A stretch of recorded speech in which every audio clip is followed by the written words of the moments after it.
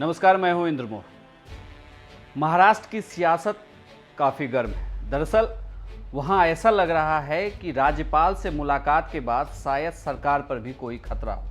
लेकिन चाहे वह मुलाकात शरद पवार की राज्यपाल भगत सिंह कोश्यारी के साथ हो, या संजय राउत की हो, या नारायण राणे की हो, सबके तरफ से यही कहा जा रहा है कि यह मुलाकात शिष्टाचार मुलाकात है।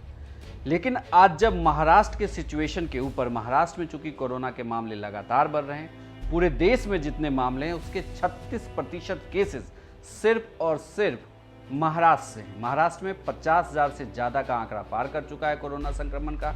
ऐसे में जब राहुल गांधी से यह सवाल किया गया कि आप केंद्र सरकार को एक और घेर रहे हैं, लेकिन महाराष्ट्र के लिए आप क्यों नहीं कुछ बोल रहे हैं, ऐसे में राहुल गांधी ने कहा कि वो महाराष्ट्र में सिर्फ सरकार के सहयोगी हैं, डिसीजन मेकर नहीं। राहुल गांधी के इस बयान के बाद अब कई सवाल उठ रहे हैं। सबसे पहले अगर आप कोरोना को देखें, जितनी ज्यादा कनेक्टेड जगह है वहां ज्यादा अग्रेसिव कोरोना होता है।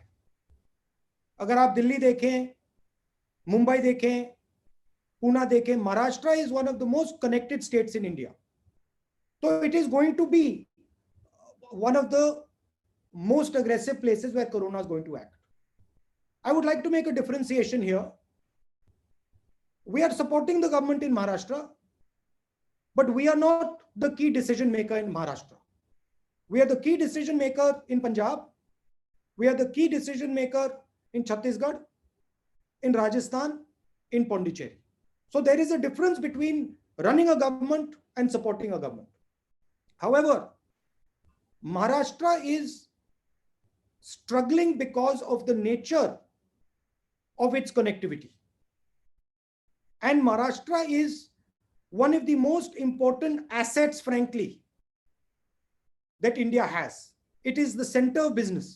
So it requires full support from the government of India. I fully understand that Maharashtra is fighting a very difficult battle, and I appreciate that fact. And so are many other states. And it is important that full support of the government of India goes to the people of Maharashtra and the government of Maharashtra. Rahul Gandhi के इस बयान से सवाल जरूर उठ रहे हैं कि राहुल गांधी इस बयान के जरिए एग्जैक्टली कहना क्या चाहते थे।